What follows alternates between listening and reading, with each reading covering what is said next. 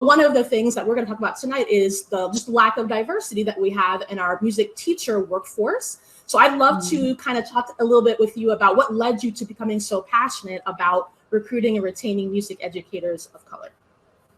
Awesome. So I actually started my journey toward my doctorate during the pandemic in the fall of 2020. And I came across an article called Push to Teach, Pedagogies and Policies for a Black Women Educator Pipeline. This was by Gis White and Bianco in 2018. Now I'm going to read for you just the very first sentence of this article, okay? Yes. It says this research study examines the learning experiences of 11th and 12th grade Black girls participating in a pre-collegiate program committed to increasing the number of teachers of color entering the profession by viewing a teaching career as an act of social justice to educational equity. Yes, yes. I was hooked, honey. I was hooked from then on. Yes. And that was the first sentence, right? Like, yeah. I was like, I mean, all senses went, yes. And the fact that it names Black women specifically, I think that's important. That's an important part to not miss of what you just said.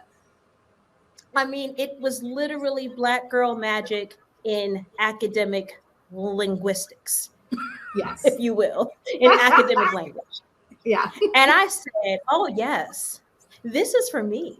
That resonated with me. So what they did is over a 5-year period, they basically took some tenets, of course, from critical race theory and Black feminist theory, and they found some key findings that helped them to better understand ways to amplify the collective learning and social emotional experiences of Black girls in the program. They learned how to highlight and critique the challenges and possibilities for positively pushing Black girls' intellectual identities, not just as students, but as future teachers. Yeah. Via the pedagogies and the supports in these theories. They also looked at ways to identify spaces and structures in schools that can resist and combat the marginalization of Black girls for their agency and genius. Yes, okay. The agency, yes. And to consider the implications for the development of a actual Black woman educator pipeline. Okay. Right? And that resonated with me so much because I feel that we don't see enough of that. No. We don't see enough of, one, Black educators, particularly in music education, but also seeing us be intentional about setting teachers up for success. Yes. Particularly music teachers. And I think because music is so performance heavy, some people see being a music educator as the fallback career. Yeah. And it's not, right? For many of us that are educators, what it is that we're so good at what we do that we are able to synthesize and break down that information and differentiate it in ways that multiple learners can understand it. Yes.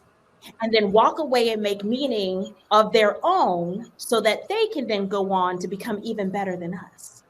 Yes. I love that. I love that. That's a calling.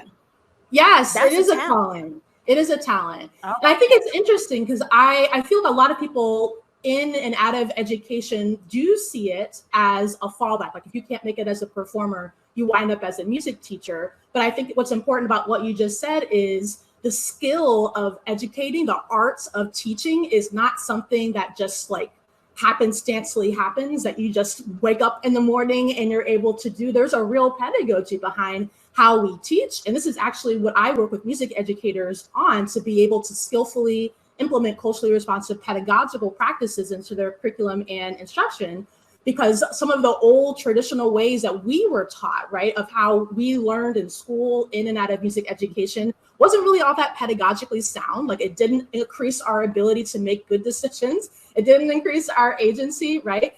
I think it's so interesting that people say that the education part is the fallback, because I actually was originally a performance major. That's originally what I thought I was going to do. And I became a teacher because I love the puzzle of like figuring out with kids. I did some teaching when I was in college, just part-time at a middle school.